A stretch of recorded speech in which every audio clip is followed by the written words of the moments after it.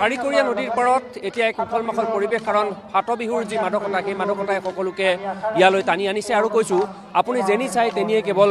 বিহু কাৰণ এই মুহূৰ্তত ফাট বিহুৰ ঐতিহ্যই হৈছে যে অসমৰ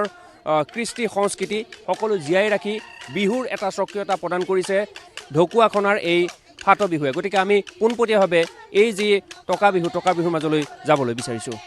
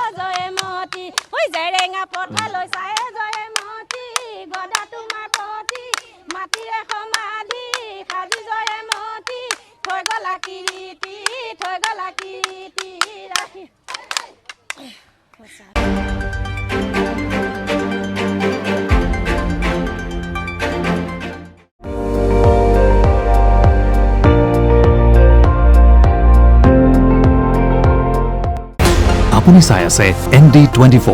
সৰ্বশ্ৰেষ্ঠ নহয় সৰ্বোত্তমৰ দৌৰ